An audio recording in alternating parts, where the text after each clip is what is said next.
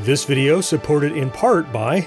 Playing VR, I tend to sweat. It gives me an edge. So King of Nerds happens to give me an edge too. Let King of Nerds give you the edge. Bye, King of Nerds. That's right. The 1964 Rankin & Bass stop-motion animated Christmas special that we all loved growing up as kids is absolutely filled with characters that are grade A jerks. I don't know how else to put that. Hey there, welcome back to Gen X Grown Up. I am John and I am a Gen X Grown Up. Thank you for the click. Yeah, I love Rudolph the Red-Nosed Reindeer. I love all of those stop-motion animated specials that came out when I was a kid. And while they're not on TV every year like they used to be able to like look at TV Guide and see when it was coming on. And now with the advent of DVD and streaming, some of them aren't even on TV anymore. I'll tell you, they're always on TV in my house every year, and I love them. So what I'm going to talk about does not mean that I somehow don't like these specials, particularly Rudolph the Red-Nosed Reindeer that I want to talk about here. But watching it now through the lens of an adult, what a bunch of just garbage characters that you would not like to hang out with litter this little charming special that I used to just absolutely beam with joy to watch. And I know I'm not the first person to talk about the fact that Santa was a jerk to Rudolph, and that's absolutely true, and we're going to get to that. But he's not alone, and other people will say he's doubly a jerk because the only reason he ever came around to liking Rudolph was because he needed him. The storm came in and is like, well, either Christmas is dead or I have to be nice to the guy that has the red nose because he can guide the sleigh. Otherwise, he would never have come around. Now, that's not entirely accurate. We'll talk about the tiny microscopic redemption story that happens at the end of Rudolph in just a little bit. It's so little as to say it barely counts, but it isn't purely Santa only liking Rudolph because he needs him. It's not that cut and dry. We'll get to that. First, let me talk about the fact that there's three classes of characters in this animated special. You have the victims, the outcasts, the misfits. Rudolph is a story of redemption for misfits, and ultimately, we think, redemption for those who mistreat the misfits, again, a little bit. And then there are just a handful, maybe two and a half characters that are actually admirable people. Let's get those out of the way first. You have Rudolph's mother, who is only ever addressed as Mrs. Donner because Donner is the patriarch of their little family. Of course, she is a mom. She gave birth to Rudolph. She loves Rudolph unconditionally. But boy, is she in the minority. She stands up for him as best she can, but his little nasal abnormality is not something that Donner is going to put up with, which we find out a little bit later. I would say possibly the only completely, purely altruistically kind character is actually Clarice, who is the doe who takes a shine, no pun intended, to Rudolph and doesn't mind that he has the red nose. She actually is accepting and warm and welcome and does not judge him in any way based on that. In fact, welcomes him and says, yes, I think you're cute and, let's go for a walk together, all those things. She's a fantastic character, maybe the best and purest, kindest character in the whole thing.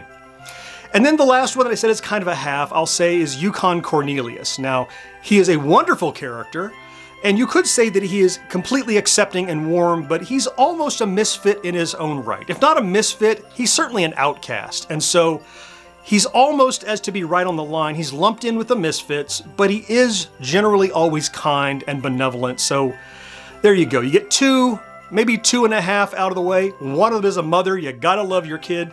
The other one is kind of halfway a misfit. That's all the good people here. Everyone else is either a misfit. We're talking about Hermie the elf, we're talking about Rudolph, of course, we're talking about all of the toys of the land of misfit toys. All of those are outcasts that are victimized by every other character in this special. And I want to start out of the gate with Rudolph's dad, Donner. Right away, as soon as he finds out that Rudolph has this red nose defect or whatever it is, he doesn't even consider accepting that. He's like, let's take some mud on the floor and cake it on his nose so he talks like this because he has, his nose is covered up. And his only concern is you must conform, you must fit. He's not concerned about how this affects his son. He's just more concerned about how it's going to affect his reputation as one of Santa's reindeer.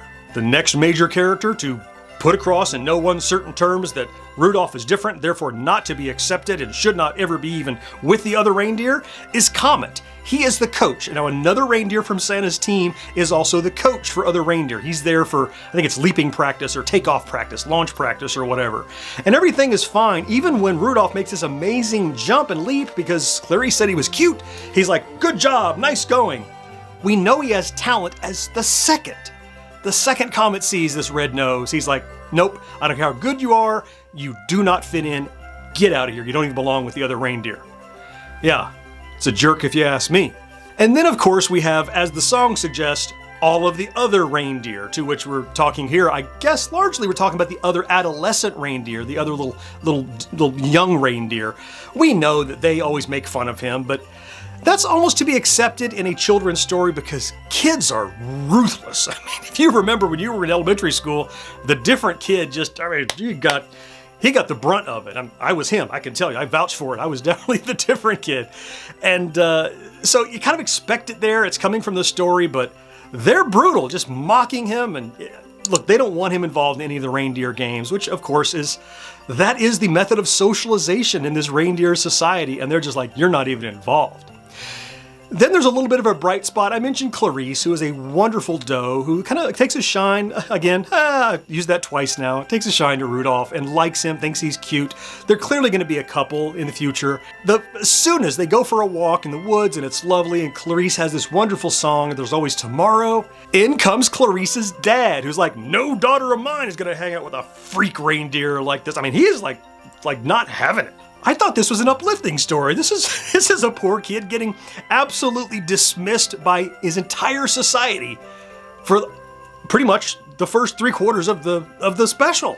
And then, of course, we've got to talk about Santa Claus himself. Yeah, Santa also is a major grade A class 1 jerk in Rudolph the Red-Nosed Reindeer. As soon as he sees that Rudolph has the red nose, he's dismissive. He even scolds Donner, Rudolph's dad, saying, well, what's wrong with you? You gotta take care of this, you gotta deal with it. Like, what is he suggesting that Donner should do? Surgical correction? Or what is it that Rudolph says, you gotta deal with this kind of thing? I mean, just deal with it? I mean, goodness. So, of course, look, Rudolph and Hermie, who wants to be a dentist, as we all know, he's also put upon. He's another victim here. They go off on their own, and they meet Yukon Cornelius. They're chased by the Bumble. And ultimately, it's important to remember that Rudolph was so absolutely devastated by the treatment that he got back home. I forgot about this until you kind of watch it paying attention. He lived out his entire adolescence alone. He left the other reindeer, and he grew from just a little deer to an adolescent buck with antlers and everything on his own. He just didn't go home for the longest time.